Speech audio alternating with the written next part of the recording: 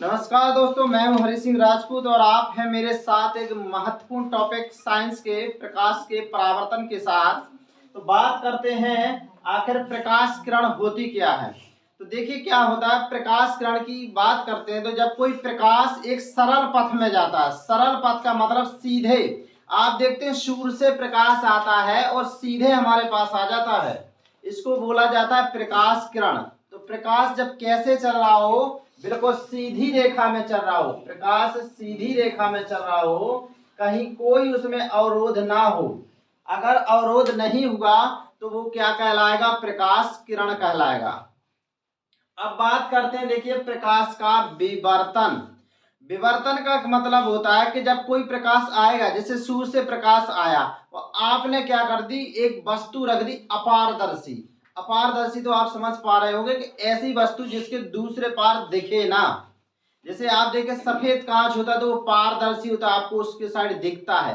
पॉलीथन रख दिए हैं तो वो दिखती है। लेकिन आप जैसे कोई ऐसे वस्तु रख दी, जैसे दीवार है, आपने हाथ कर दिया तो मतलब ये क्या, अपारदर्शी, प्रकाश इसकी ओर नहीं आ पाएगा। तो जब आप प्रकाश के मार्ग में कोई अपारदर्शी वस्तु रख दोगे, तो जैसे ये प्रकाश आ रहा है और अगर यहाँ वस्तु रख दोगे तो ये क्या हो जाएगा, मुड़ जाएगा। ये मुड़ गया, देखिए ये यहाँ से ऐसे मुड़ जाएगा। ये कौन सी वस्तु है, अपारदर्शी। इससे प्रकाश इस साइड नहीं आ पा रहा है। तो आप कोई भी अपारदर्शी जब वस्तु रख देते हैं प्रकाश के पथ के मार्ग में, तो फिर प्रकाश क्या, मुड़ जाता है। तो प्रकाश के मुड़ने की ही यह घटना कहलाती है विवर्तन।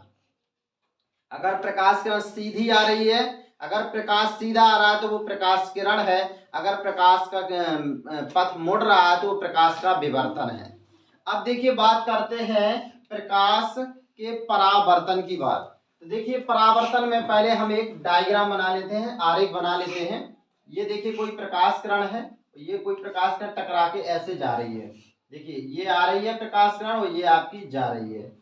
दूसरा आप देखें, ये आपने यहाँ पर क्या कर दिया, इसको एक अपना चिकनी परत है, ये आपका ये कोई चिकनी परत है, ये आपकी चिकनी परत हो गई।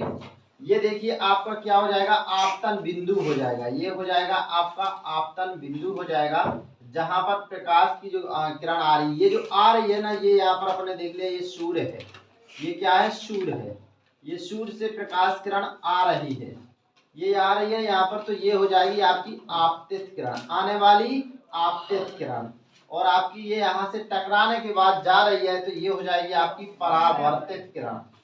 ये आपकी परावर्तित किरण हो रही है।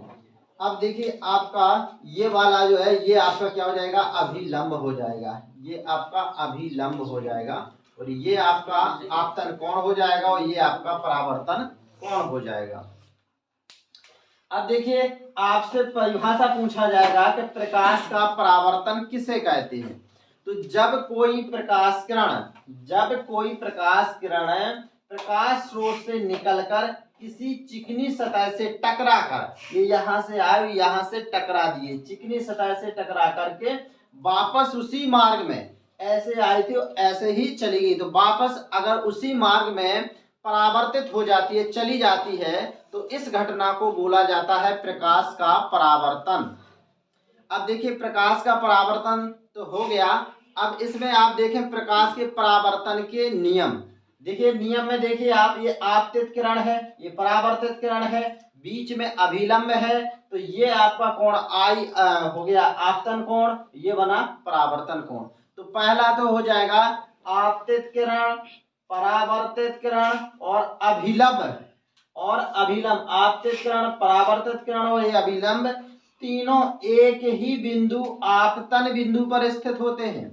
बात सही है ना। देखिए तीनों एक, ये वाली ये परावर्तित किरण और अभिलंब, देखिए तीनों एक ही बिंदु पर मिल रहे हैं, वो बिंदु कहलाता है आपतन बिंदु। आपसे ऐसा भी पूछा जा सकता है कि आपतित किरण और परावर्तित किरण और अभिलंब तीनों किस बिंदु पर मिलते हैं, उस बिंदु को क्या बोलते हैं, वो होता है आपका आपतन बिंदु। अब देखिए तो पहला नियम तो ये हो गया कि आपतित किरण, परावर्तित किरण और अभिलंब ये एक ही बिंदु आपतन बिंदु पर मिलते हैं, ये हो गया इसका प्रथम नियम। दूसरा नियम हो जाएगा आपतन कोण का मान परावर्तन कोण के बराबर होता है, अर्थात आपतन कोण आई बराबर आपतन कोण आर। जितना ये कोण होगा उतने ही डिग्री का ये कोण होगा। ये इस परावर्तन का नियम है। जितना आपतन कोण का होगा आपतन कोण उतना ही परावर्तित कोण। तो दूसरा हो जाएगा कि आपतन कोण का मान परावर्तन कोण के बराबर होता है। तो ये हो गया आपका आपतन परावर्तन के नियम। अब देखिए अगला हमको टॉपिक पढ़ना है, समतल दर्पण आखिर होता क्या है। तो आप ना देखिए वो समतल दर्पण, देखिए ऐसा दर्पण, समतल दर्पण देखिए ऐसा दर्पण, दर्पण तो समझ रहे ना शीशा होता है। समतल अगर दर्पण होगा तो आपका जो प्रतिबिंब है, आप जब आपको उसमें अपने आप को देखोगे तो प्रतिबिंब उतना ही बड़ा, मतलब प्रतिबिंब आप उस जितने दूर पर वस्तु को रखोगे प्रतिबिंब उतने दूर पर बनेगा। जब आप दर्पण के सामने जितने दूर पर वस्तु रखोगे उसकी परछाई, प्रतिबिंब उसका परछाई होता है, परछाई उस प्रतिबिंब उसकी उतनी ही दूरी पर बनेगा पीछे, उतनी दूरी पर जितने पर क्या रखी हुई है, वस्तु रखी हुई है।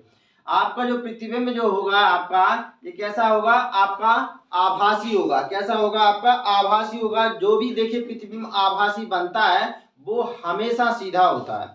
आभासी जो प्रतिबिंब होता है वो हमेशा सीधा होता है, और जो प्रतिबिंब वास्तविक होगा वो हमेशा उल्टा होगा।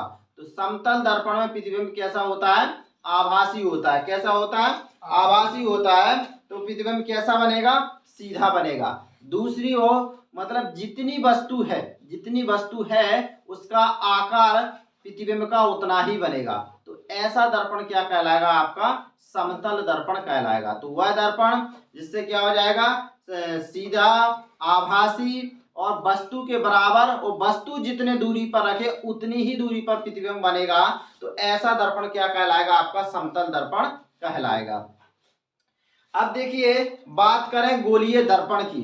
गोलीय दर्पण की तो वह दर्पण जो गोल होगा, देखिए ये वक्र, ये गोल है ना ये, तो वह दर्पण जो गोलीय भाग से मिलकर के बना होता है वो दर्पण क्या कहलाता है, गोलीय दर्पण कहलाता है। गोलीय दर्पण देखिए दो प्रकार का होता है। गोलीय दर्पण दो प्रकार का होता है, एक होता है आपका अवतल दर्पण और एक होता है आपका उत्तल दर्पण। ये आपका अवतल हो गया और दूसरा आपका उत्तल दर्पण हो जाएगा। अगर देखिए अगर किसी भी दर्पण का, अब आप देखते हैं दर्पण में देखिए क्या होता है, एक साइड पॉलिश देखते हैं आप, अगर पॉलिश ना होगी तो वो कैसा हो जाएगा, आपका पारदर्शी हो जाएगा। तो हमारा चेहरा तभी देखता एक साइड पॉलिश होती है। तो अगर देखिए किसी भी मतलब दर्पण में देखिए अगर इसमें इसका परावर्तक पृष्ठ कहाँ पर है, अंदर की ओर है।